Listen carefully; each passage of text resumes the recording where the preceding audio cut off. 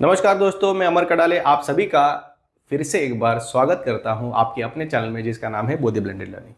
दोस्तों आज हम लोग जो मेरा फेवरेट टॉपिक है और बच्चों को भी पढ़ने में मजा आता है ऐसा टॉपिक पढ़ने वाले वो है लॉ ऑफ डिमांड। बहुत शॉर्ट में आपको एकदम फटाफट में समझाने वाला लॉ ऑफ डिमांड क्या है, उसका definition, functional relationship, demand schedule and demand curve. चलिए शुरू करते हैं लॉ ऑफ डिमांड। ठीक है, ये जो लॉ ऑफ डिमांड है, ये लॉ ऑफ डिमांड पढ़ने से पहले मैं आपको बताना चाहूंगा कि लॉ ऑफ डिमांड लाया किसने।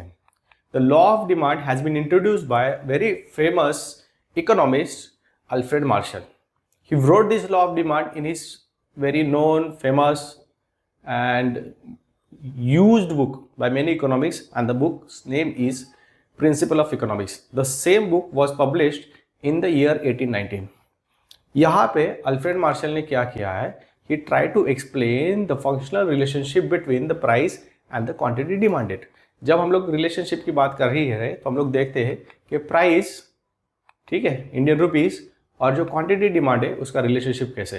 रिलेशनशिप अगर जब हम लोग बात करते हैं तो रिलेशनशिप का हमारे दिमाग में क्या आता है, ये सामने जो पिक्चर दिख रहा है यही आता है। क्या? एक तो प्यार वाला या तो झगड़े वाला रिलेशनशिप। जी हाँ, यहाँ पे भी कुछ ऐसे ही होने वाला है कि price of the quantity price of the product and quantity demanded of the product, इसके बीच में कैसे रिलेशनशिप है, यही सीखना मतलब लॉ ऑफ डिमांड है। यहाँ पे मैं आपको बताने वाला हूँ कि ये प्राइस और क्वांटिटी में रिलेशनशिप कैसे है। तो चलिए आगे चल के हम लोग देखते हैं कि इसमें बीच में रिलेशनशिप कैसा है। ठीक है, ये समझने से पहले हम लोग देखते हैं कि लॉ ऑफ डिमांड का अल्फ्रेड मार्शल ने डेफिनेशन क्या दिया है। He has said that other things being equal, higher the price of the commodity, lower is the quantity demanded, and lower is the price of the commodity, higher is the quantity demanded of that particular product. क्या इसका मतलब मैं आपको समझाता हूँ। Example ले लीजिए कि हम लोग कहीं पे क्या कर रहे हैं, चलिए बाहर चल रहे हैं। आप जब बाहर जाते हो दोस्तों के साथ और भूख लगती है, हम लोग क्या करते हैं, कहीं होटल में जा रहे हैं। होटल में जाने के बाद हम लोग क्या करते हैं, मेन्यू कार्ड देखते हैं। अगर मेन्यू कार्ड में प्राइजेस एकदम स्काई रॉकेट वाली रहेंगी, ज़्यादा रहेंगी, what we do, higher the prices, we demand less of the quantity. मतलब खाने के लिए कुछ कम आइटम ही ले लेते, क्यों, प्राइस ज़्यादा है, होता यही। उसी के उल्टा जब हम लोग होटल में जाने के बाद देखते हैं, अरे यार यहाँ पे तो प्राइसेस एकदम कम है, इतना सस्ते में मिल रहा है, तो हम लोग क्या कोशिश करते हैं, ये मंगाओ भर भर के, और वो खाने के लिए हम लोग क्या करते हैं, सब चीज़ें ज़्यादा से ज़्यादा लेते हैं। ये क्या बोल रहा है, ये सिचुएशन हमें बता रहा है, higher the price we demand less quantity, lower the price we demand more in the quantity. Understood? ठीक है, आगे देखते हैं हम लोग कि उसी लॉ ऑफ डिमांड को अदर, थोड़ा लैंग्वेज में अगर देखने के लिए जाए तो क्या बोल रहा है, अदर फैक्टर्स रिमेनिंग कांस्टेंट। ये अदर फैक्टर्स क्या है भाई, ये अदर फैक्टर्स क्या है, ये अदर फैक्टर्स क्या है, उसको अज्यूम क्यों रखना है, कांस्टेंट ही क्यों रखना है, इसके लिए मैंने अलग से वीडियो बनाया, ऊपर आपको वहाँ पे दिख रहा हो लिंक पे, उसको क्लिक कीजिए। आपको सारे वो फैक्टर्स क्या है, उसको क्यों अज्यूम करना पड़ता है कांस्टेंट ही, ये सब आपको मैंने डिटेल में बताया हुआ। यहाँ पे वो अदर फैक्टर्स को क्या रखा है, कांस्टेंट। क्यों? क्योंकि लॉ ऑफ डिमांड वर्क नहीं करेगा, उसको कांस्टेंट अज्यूम करना जरूरी है। ठीक है, other factors remaining constant, if a price of a commodity rises, demand for it decreases, falls. Okay, and उसी के उल्टा, if the price of a commodity decreases, goes down, demand for it goes up।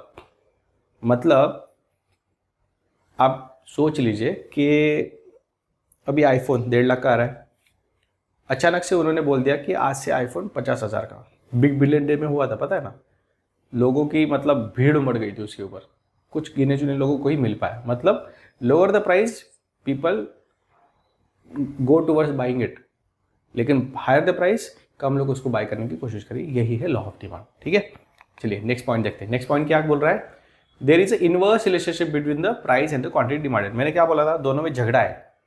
देखिए, साथ वाला relationship मतलब क्या है, there is a two kind of relationship in the economics, either maths में भी है। एक होता है प्रोपोर्शनेट, एक होता है इनवर्स। प्रोपोर्शनेट का मतलब क्या है बच्चों, प्रोपोर्शनेट मतलब हम साथ साथ है। वो फोटो देखा था ना हमने, प्यार करने वाला, मतलब दोनों साथ में चल रहे, एक साथ चल रहे। जैसे कि प्राइस इंक्रीज हो रहा है, क्वांटिटी डिमांडेड भी इंक्रीज हो रहा है, उसको बोलेंगे प्रोपोर्शनेट। बट ऐसा हो रहा है क्या, नहीं, यहाँ पे क्या हो रहा है, प्राइस इंक्रीज हो रहा है तो डिमांड गिर रहा है, प्राइस डिक्रीज हो रहा है तो डिमांड ज़्यादा हो रहा है। मतलब रिलेशनशिप कैसे, इनवर्स, एक दूसरे के अपोजिट, यही यहाँ पे दिखाने की कोशिश हो रही है, या यही होता है लॉ ऑफ डिमांड में। अंडरस्टूड? यही अल्फ्रेड मार्शल ने समझाने की कोशिश की है।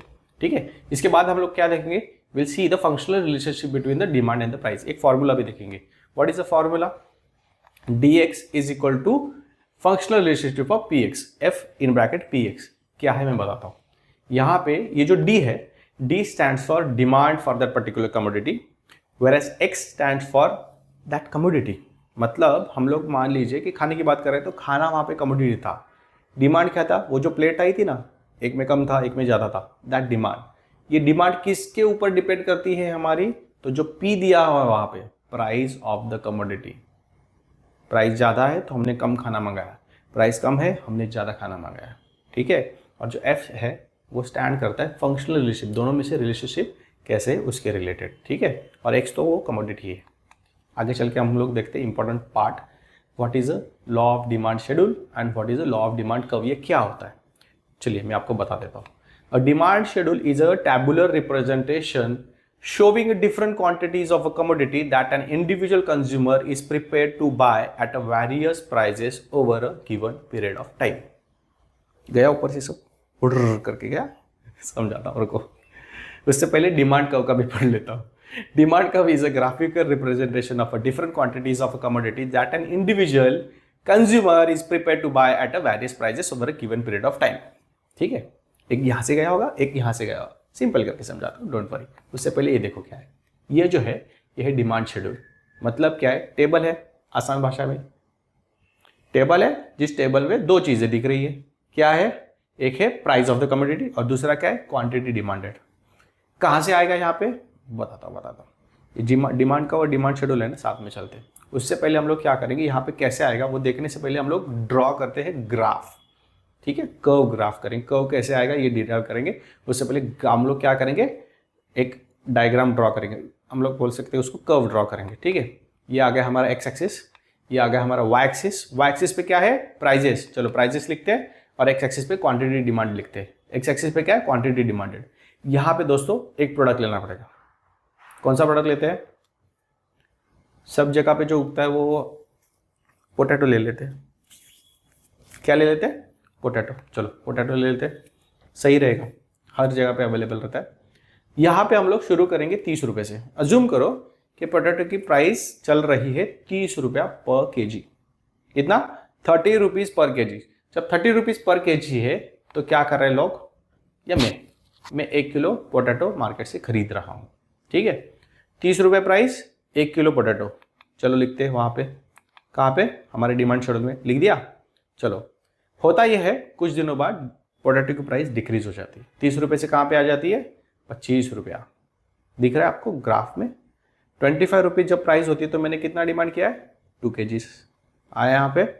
ठीक है, चलो वो प्राइस और क्वांटिटी डिमांड हम लोग क्या करेंगे, हमारे शेड्यूल में लिख देंगे। यहाँ पे भी लिख दिया।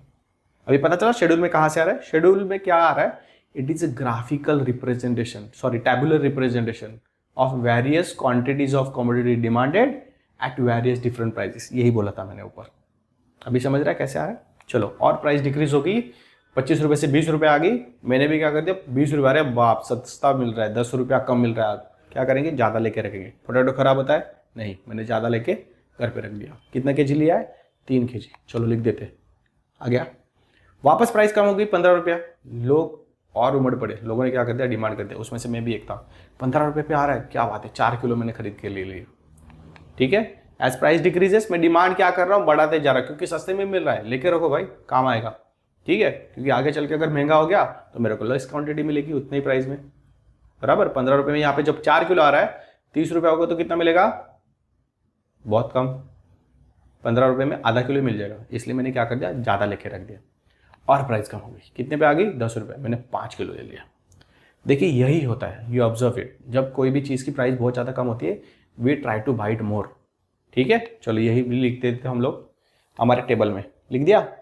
अभी यहाँ पे तो शेड्यूल कंप्लीट हो गया, डिमांड शेड्यूल कंप्लीट हो गया, पूरा सब कॉलम हम लोगों ने भर दिया। लेकिन ग्राफ अभी तक कंप्लीट नहीं हुआ, क्योंकि हमें अभी तक कर्व नहीं मिला है। कर्व कैसे मिलेगा, ये जो आपको डिफरेंट कॉम्बिनेशन दिख रहे, इंटरसेक्शन दिख रहे हैं, जहां पे प्राइस ऑफ द कमोडिटी जो वाई एक्सिस पे है एंड क्वांटिटी डिमांड जो एक्स एक्सिस पे है, ये इंटरसेक्ट हो रही है, ऐसे इंटरसेक्ट हो रही है ना।